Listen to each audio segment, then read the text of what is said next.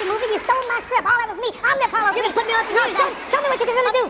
Show me what you can really do. My real name, don't you? Go to the football game and see it. I see slavery all over again. The Negro in the field with something look like a football, but it's cotton. White boy sitting on the bench with the clipboard trying to act intelligent.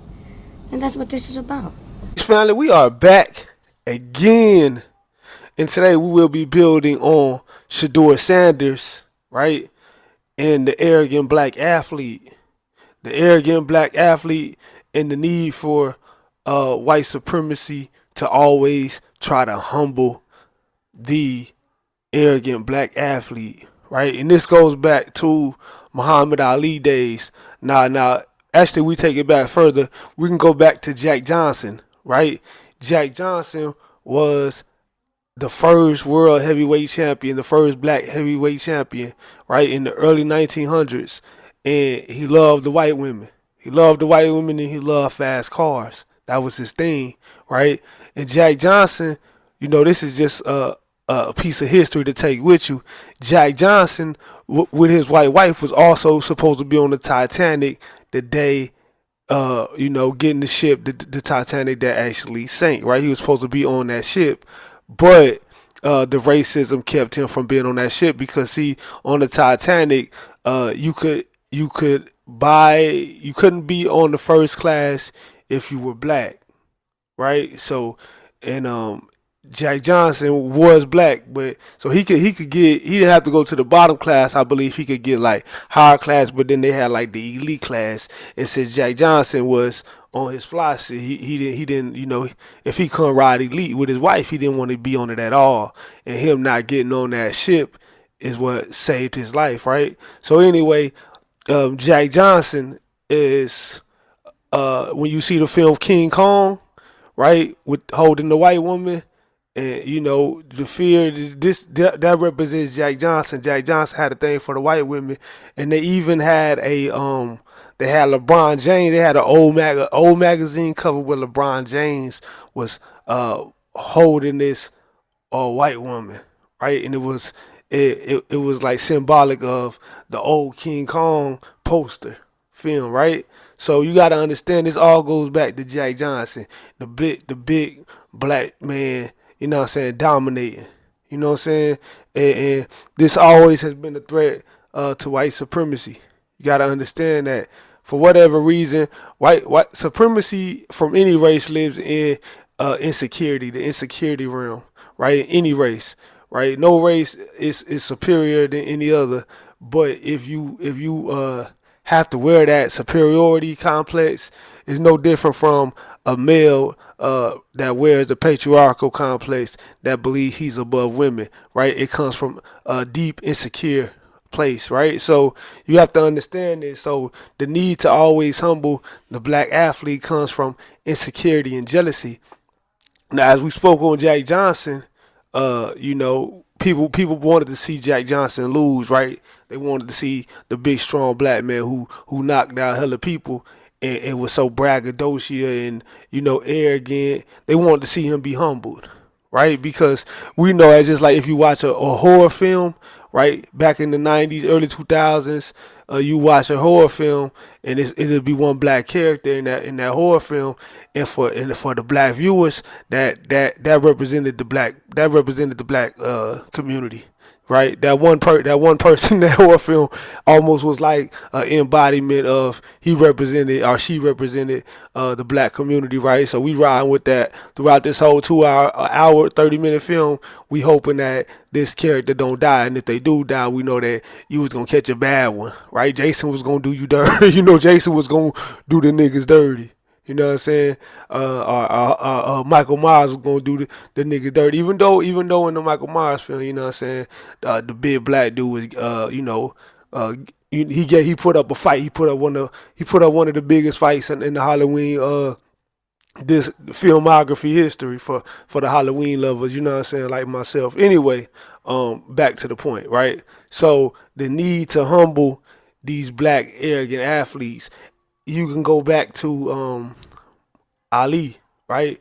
With Ali, they loved Ali when he could no longer like speak. You know what I'm saying? He was good. Ali was good for entertainment, but you know they didn't like Ali. Ali was going against the war. You know what I'm saying? He was saying that the Viet Cong didn't do nothing to me. You know what I'm saying? It's my own country that's been treating me bad. So you gotta understand he was looked at as a draft dodger. You know what I'm saying? He was looked at as a coward. He had to forfeit his belts.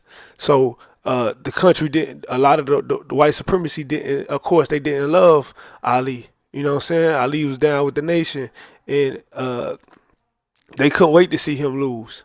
They would love to see Muhammad Ali lose. Yo, this big mouth, loud nigga. He go out there and win every time. He's arrogant, right? He's arrogant, man. We don't like that. He's arrogant. You get what I'm saying? So you want to see him lose, right? As I was growing up, you know, um, as I was growing up, I was raised in the Floyd Mayweather era, right? And I used to always notice because I used to eat before I threw fight parties. Right? I used to throw fight parties for May. I was a big Mayweather fan, right? So before that though, we used to go to the Buffalo Wild Wings, or we'll, you know what I'm saying, we'll catch a bar and we'll hit up and we'll catch the Mayweather fight, right? So me and all my guys, we'd be up there and we may run into other races of people, right? And I noticed the pattern of, yo, all these niggas want to see Mayweather lose, right? Like, well, Mayweather could be, yo. So Mayweather, here's the thing with Mayweather. Mayweather fought so many he fought more world champions than any boxer in the history of boxing, right? That's what makes him the greatest, and he took less punishment. I don't even think Mayweather even ever hit the ground, right? I mean, hit the canvas. So also too, right? So Mayweather rocks the American flag trunks. Mayweather is American. However, he could be going up against a Filipino. He could be going up against a Russian. He could be going up against a Mexican. He could be going up against any person outside of America, and you would see white America rooting against Mayweather. Mexican Americans, for the most part, rooting against Mayweather. All of these different races rooting against Mayweather. And it was like, yo, I started noticing even before I was conscious, like, damn, yo, why everybody rooting against Mayweather? Like, oh, I can't stand him, man. He's arrogant. He's this, he's that, he's that, he's this, he's that. Right? And then, you know, when McGregor came around, you know, they liked McGregor, and he wasn't even American; he was Irish. So then, you know, he got deep. So I said, okay, so this is what this is about. You know, the thing is, you don't like the loudmouth nigga. You want to see the nigga be put into his place, right? Angel Reese, Caitlin Clark. I'm a huge Caitlin Clark fan. Love Caitlin Clark.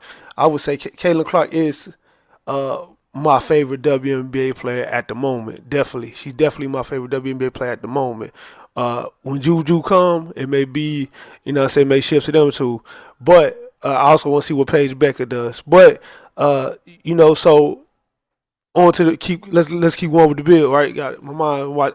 I'm watching the game while I build, right? So Miami trash, right? So anyway, so back to the bill, right? So we looking at this situation where we see the Iowa basketball team going up against the LSU team. The LSU team was more, obviously they were black, right? And they were I remember they was bumping Boosie in the locker room, set it off. And the other side, the Iowa side, was listening to Taylor Swift, I believe, right? So it was like the tale of two different cultures. However, you know, after this game, I love Caitlin Clark, and Caitlin Clark had did the "You Can't See Me," John Cena, "You Can't See Me." She did that to Haley Van Lith when Haley Van Lith was on playing for Louisville, right? She did the "You Can't See Me," and everybody was like, everybody loved it, right? So you know, they going up against now she going up against Angel Reese, and you know America is like race sells in America. You know, as sad as it is, 2025 race still sells in America. So when you got an all white team, you got an all black team, mostly black team, the numbers is going to do well, because deep down it's a deep rooted subconscious mind thing to say, oh, we going up against them. They going to, you know, and people take sides subconsciously, right? It happens. Now, with this being said, you know, once the game was over, you know, Angel Reese, this is when Angel Reese became like this number one enemy to the white supremacy, as far as it was Michelle Obama, and now it's Angel Reese, right? So Angel Reese walked to Caitlin Clark and did the "You Can't See Me," the same thing that Angel Reese that Caitlin Clark did to Haley Van Leaf a couple games prior, right? A couple games before. So when Angel Reese does this, now she's enemy number one to white supremacy males for the most part, right? They all hate Angel Reese like they hate Obama, like they hate Michelle Obama, right?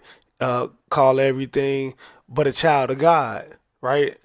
So Angel Reese to this day is still hated by mad white men all across the country who deal with white supremacy. Right? They look down on Angel Reese and they say the most negative things about her. And they love to see her get fouled hard, and they like to talk about if she missed a layup, and cause they want her to be be humble. They want you to be humble, right? They want the slaves to be humble, right? You lucky you here. See, they don't understand that in our genetics we carry something different, right? We come from a prideful group of people, right? That our history deals with a prideful group of people. For example, we've been a group that every group has been under like some type of oppression, but we were under oppression for hundreds and hundreds of years, and we still here. The bloodline's still going. So we've created a lot of art. We created a lot of things. Not to say others haven't, but we are a prideful group of people. You go to the black barber shop and the man can have $5 in his pocket and he vibing. Racist Andrew Tate said this. Racist Andrew Tate even said, the black man could pull a baddie with $1 in his pocket. It's just something that's in them. And the sisters is the same way. The sisters carry something that they just, it's just a swag to you. You got a swag to you, it's just something in you. So you talk different. You talk with a little more style. You walk with a little more style. You know what I'm saying? And this rubs some people the wrong way. Not just white people. Sometimes it rub other races the wrong way. I even I have Mexican partners.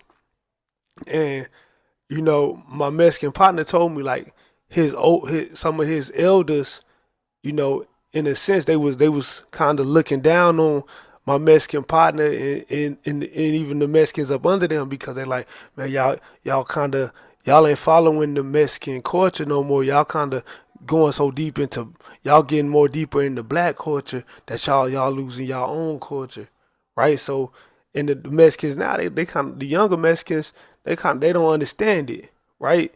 But it was like they were seeing that it's like a jealousy thing. It's like a hating thing. You know what I mean? So the need to humble this arrogant black athlete has been going on for a long time. And when we look at Shedeur Sanders, the son of Deion Sanders, we see that it's a continuation, right? They wanted Kaepernick. You can't get back in. They try to say he could, whatever. I won't get on that because, people feel how they feel about Cap.